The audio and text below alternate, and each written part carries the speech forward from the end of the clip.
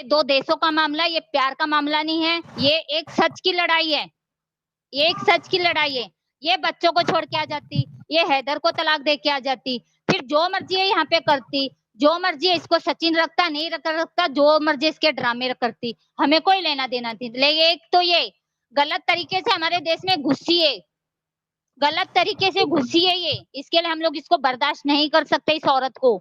और करे भी क्यों, ये हमारे देश की क्या नागरिकता है जो हम इसको बर्दाश्त करें, जो हम इस पे मेहरबानी दिखाए। हाँ तू आ गई, तू रह, नहीं रहने देंगे। और मैं तो ये बोलते हमारे प्रिय मोदी जी को, कुछ इन्होंने हमारे मोदी जी ने महिलाओं के लिए कुछ तो आयोजन किया है, हमारी तो यही हाथ जोड़ के है प्रिय मोदी जी आपसे, इस औरत को पाकिस्तान भेज दो, हम लोग तो उसमें ही खुश है।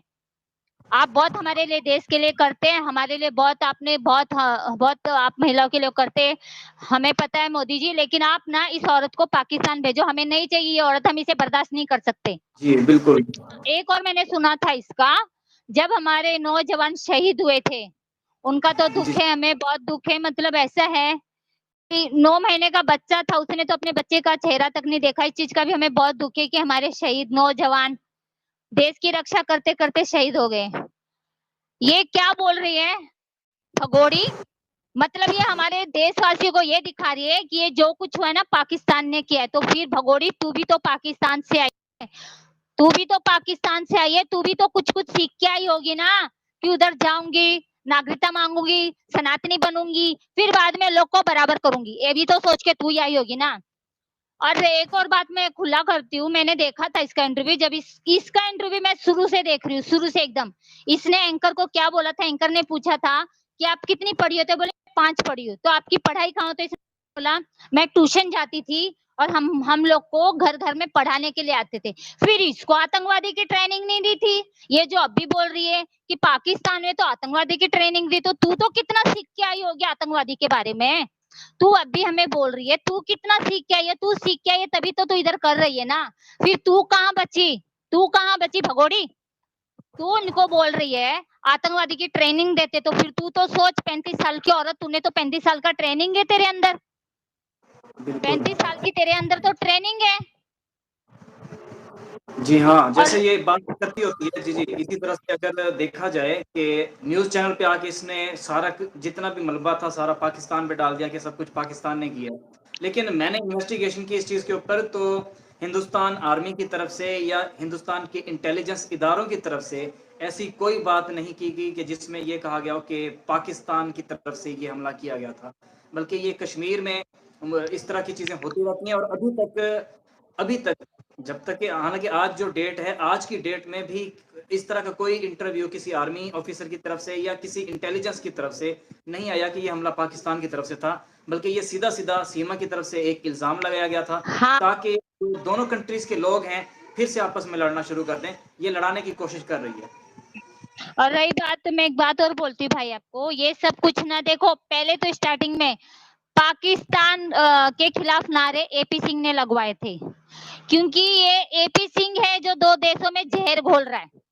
एपी सिंह ने देखो इसका केस के लिए कोई बात नहीं की, कुछ भी नहीं किया, ठीक है, इसने झंडा ले रहा है 13 तारीख को, 13 की 14 तारीख को, तो इसमें पाकिस्तान के नारे लगवाने की तो कोई बात ही नहीं थी। ना तो हमारे किसी हिंदू भाई ने बोला था, ना हमारी सरकार ने बोला था कि एपी सिंह टोपी सिंह तू ऐसा कर, ये एपी सिंह की चाल है ताकि मैं भारत पाकिस्तान के खिलाफ बोलूंगा तो ये मसला ज्यादा बढ़ जाएगा और सीमा को जाने नहीं दिएगा और सीमा के ऊपर दया माया दिखाई जाएगी, इसके लिए एपी सिंह ने की है। फिर वही चीज सीमा ने की। अगर सीमा इतनी थी तो सीमा ने तो एक इंटरव्यू में ये भी बोला था कि मैं पाकिस्तान के खिलाफ नहीं बोलूंगी, मैं नारे नहीं लगाऊंगी, तो फिर उसके बाद क्यों नारे लगाए इसने, यही चीज ना, एपी सिंह ने लगाया तो इसने लगाया।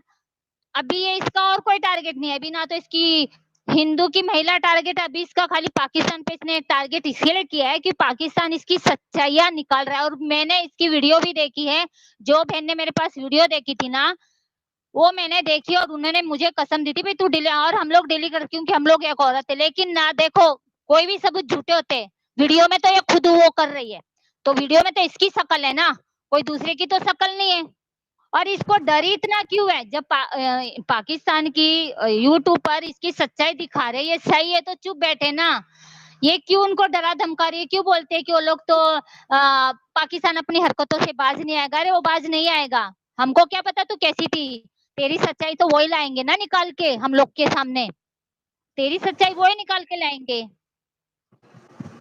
और एक चीज और बोलती भाई मैं आपको, ये जैसे आई थी, इन्होंने झूठ बोलना तो नेपाल से सीख गई थी। अभी कोई होटल वाला है, इनके बारे में क्यों झूठ बोल, इन्होंने गलत नाम लिखा है तो, और इसने क्या बोलते हैं, होटल वाले ने झूठ लिखा है, होटल वाला क्यों झूठ बोलेगा। और दूसरी चीज, इसने बोला था मैंने पशुपति मंदिर में शादी की थी। जब तू इतनी रील वगैरह बनाती है तो शादी की वीडियो कैसे नहीं बनाई तूने, शादी के प्रूफ कैसे नहीं रखे। और जब इसके शादी के प्रूफ आते हैं मार्च में, सोचो बहुत सोचने वाली, मार्च की 10 तारीख को ये नेपाल आई थी और 13 तारीख को इसने बोली शादी की, और जबकि बच्चों को ये बहन और अपनी चाची के पास छोड़ के आई थी। और अभी शादी की फोटो में बच्चे किधर से आ गए, जब तो बच्चे थे नहीं। और इसने तो शादी 13 मार्च को की थी, तो बच्चे तो अपने पाकिस्तान में थे, तो फिर अभी शादी की फोटो में बच्चे किधर से आए। क्या अलादीन का चिराग था कि बच्चे आ गए फोटो में। ये और ये ना कोई मंदिर की शादी नहीं है, ये घर की शादी है। घर में गुलाबी कलर का कलर हुआ दीवालों, घर की शादी है, ये कोई मंदिर की शादी नहीं। ये झूठ बोलती है सचिन भी और ये सीमा भी। मैं तो हमारी एजेंसी को बोलती इन पे विश्वास ना किया जाए और ये इसको कड़ी से कड़ी इस पे वापिस से कार्रवाई चालू की जानी चाहिए। जी बिल्कुल। और आपने एक चीज नोट की होगी कि जैसे अब आप एक सिंपल महिला हो के इतना इन्वेस्टिगेशन आपने कर ली हुई है, तो ये कैसे पॉसिबल है कि जो इदारे हैं जो इन्वेस्टिगेशन करते होते हैं उनको इन चीजों का पता ना हो, बल्कि वो आपसे मुझसे ज्यादा इस चीज की इंफॉर्मेशन रखते हैं और इन फ्यूचर ये तमाम चीजें सामने लेकर भी जरूर आएंगे। मैं क्या बोल रही भाई, हम लोग को ना हमारी एजेंसी पे ना बहुत भरोसा है, मतलब हम लोग आंख बंद करके भरोसा रखते हैं। अगर हम भारत में हैं तो उनके ऊपर ही तो है ना, हमारी एजेंसी के ऊपर। और बहुत अच्छे से वो जांच पड़ताल कर रही है इसकी, भले ये कितना नाचे कूदे कितना, इसका कुछ नहीं है। और जैसे हमें इतनी सारी चीजें पता है ना, तो हम अपने पास से बना के बोल रहे, इसके ही इंटरव्यू दिए हुए में से हम लोग बोल रहे ना भाई, हम तो अपने पास से नहीं बोल रहे। जो इसने इंटरव्यू दिए मई महीने से लगा के आज तक, तो कितने महीने हो गए, कितने सारे इसने इंटरव्यू दिए, हम लोग ने सब देखे। और दूसरी बात, जो इसका पाकिस्तान में खाला का बेटा था शाहिद, हाँ, मुझे तो लगता है वो शाहिद भी इसके साथ ही आया था नेपाल तक।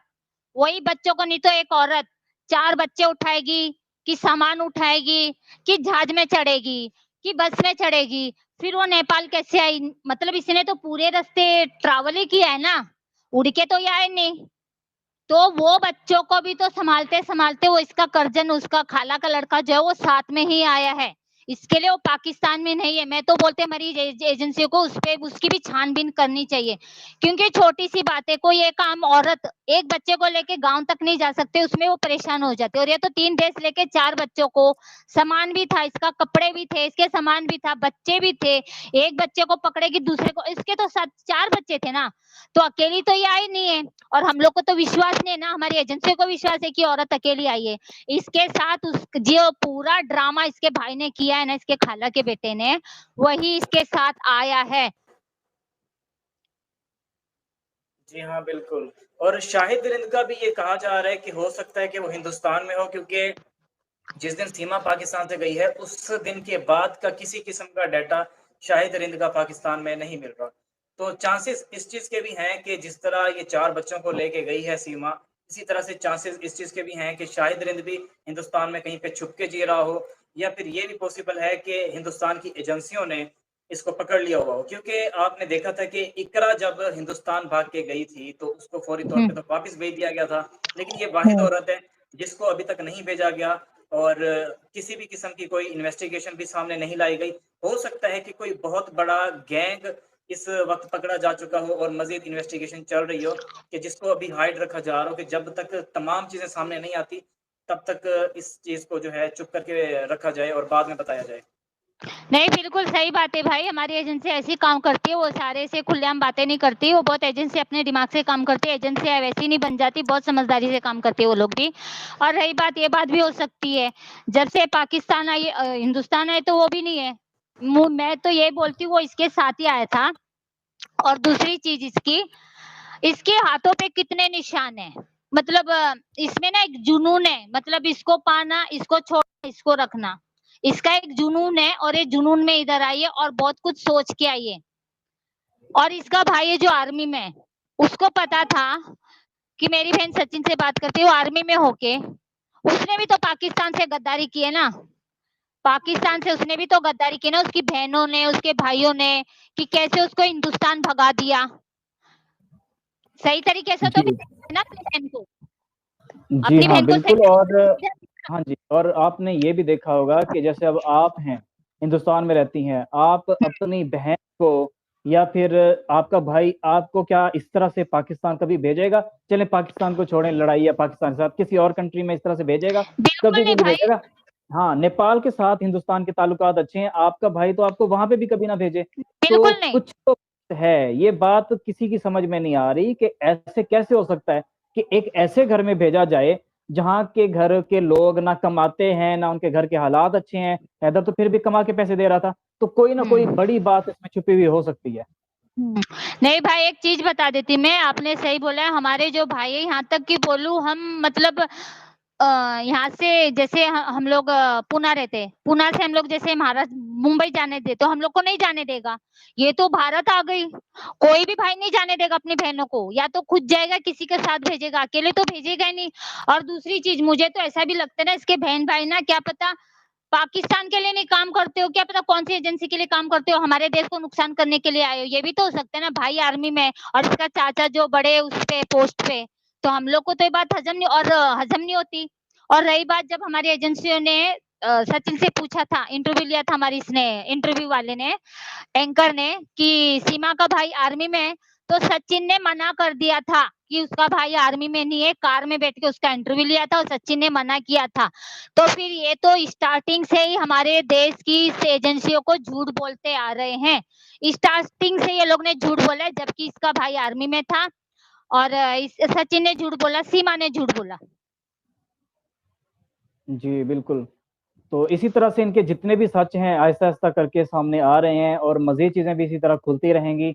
और जिस तरह से कि आपने देखा है कि ये काफी सारे अजीबोगरीब कपड़े पहन के जिस तरह से डांस कर रही होती है, तो क्या हिंदू सनातन के अंदर इस चीज की इजाजत है? अगर इजाजत है तो कितनी इजाजत है, क्या आप कर सकते हैं, किस तरह कर सकते हैं, ये भी आप क्लियर कर दें।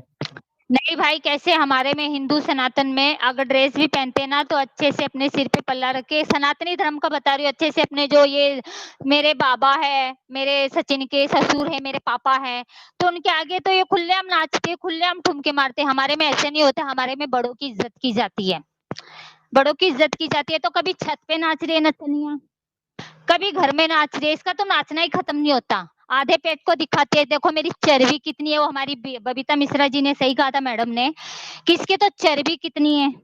ठीक है।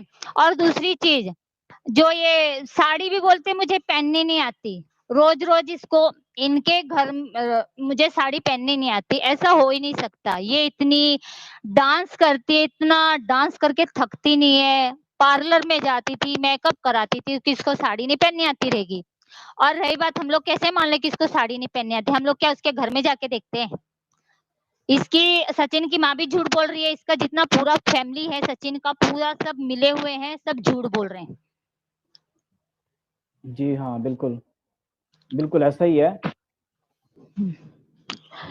और दूसरी चीज, ये जो अभी नेपाल में हमने देखी थी, इसने जो अपनी वो बनाई थी, रील बनाई थी, चश्मे पहनी है, मतलब जींस पैंट पहनी, ठीक है पहनो, हम ये नहीं पहनते, पहनो, लेकिन ठीक है, तुझे इससे बोलते मुझे प्यार है, हम लोग तो नहीं मानते पबजी झपजी का। मेरे को लगता है ये एपी सिंह इसके साथ पबजी खेलते थे। और तो अपना सही तरीके से आती थी। और आके जिस दिन आई है, 13 मई को, मई को आई थी, नहीं 13 मई को की कुछ, हाँ 13 मई को आई थी, और 4 जून को इसको पुलिस ने पकड़ा था। 2 महीने छुप के रही थी, 50 दिन। तो यही गद्दारी की ना। पहले तो इसने नेपाल में अपना फोन तोड़ा था, सिम तोड़ी थी, ठीक है, और फिर जी जी इसने क्यों बिल्कुल। सिम, ये भी एक बात है हमारी एजेंसी के लिए। और दूसरी चीज, इसने